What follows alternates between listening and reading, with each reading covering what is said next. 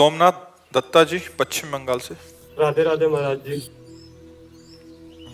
महाराज जी, आजकल बहुत सारे ऐसे प्रश्न आ रहे हैं कि 1 जनवरी 2025 से नया साल लग रहा है, हम अपनी गलत आदतों को छोड़ना चाहते हैं। महाराज जी, इसमें हमारा इसमें एक वो था महाराज जी, क्या होता है कि नियम तो लिया बट कुछ दिन बाद फिर टूट जाता है महाराज जी, ऐसा क्यों और इसको कैसे दृढ़ करें? देखो, बिना भजन के आप में पावर नहीं आएगा और बिना पावर के कोई संकल्प रुकता नहीं है।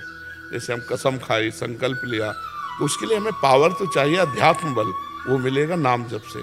जितना नाम जप करोगे, श्री हरिवंश नाम बल लहों, अपने मन भाई सब कहों, रहों शरण हरिवंश की। जब हम आचार्य और गुरु की शरण में होकर उनका नाम जप करते हैं तो हमारे अंदर बल बढ़ता है।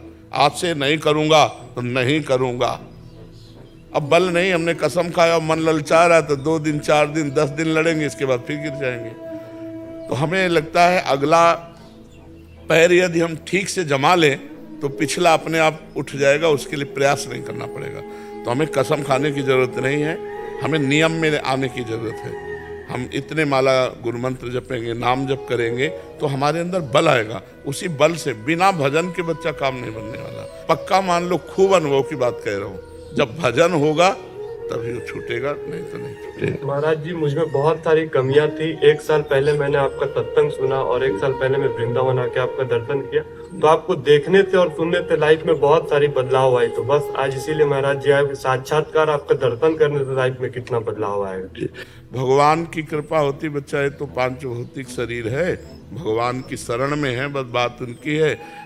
आप कृपा करते हैं और जन की बड़ाई करवाते हैं उनका खेल। हाँ बच्चा, जब हाँ ऐसा भाव अगर किया जाए तो जब हम पाषाण में भगवान देख लेते हैं, काष्ठ में भगवान देख लेते हैं, तो हम मनुष्य रूप में भगवान को क्यों नहीं देख सकते।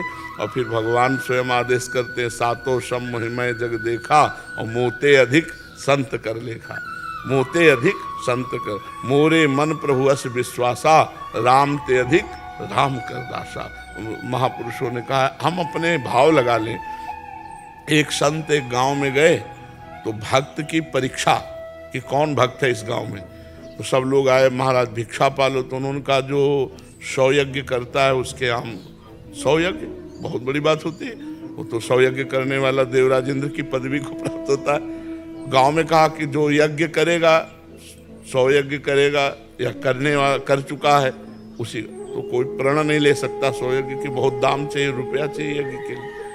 अब गांव से पहले ये था कि कोई भूखा ना जाए, अतिथि भूखा ना जाए, संत भूखा ना जाए, बड़ी मर्यादाएं थी पहले, बहुत मर्यादा थी।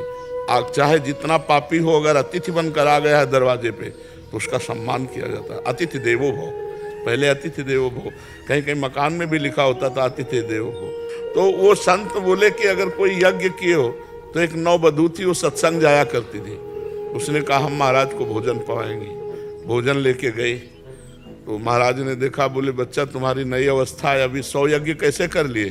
बोले महाराज 100 तो बहुत कम होती है, अगर संत दरस को चालिए तज माया अभिमान, ज्यों ज्यों पग आगे बढ़े कोटिन यज्ञ पा लिए।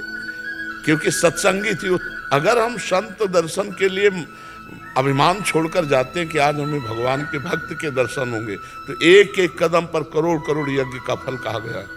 संत दरस को चालिए तज माया अभिमान, ज्यों ज्यों पग आगे बढ़े कोटिन यज्ञ समान। तो भगवान कृपालु हैं, वही सब पे कृपा कर रहे हैं, निमित्त अपने भक्त को बना देते हैं जिससे उसका यश होता है। भगवान छुपे छुपे सब वही कर रहे हैं, उन्हीं का प्रताप है।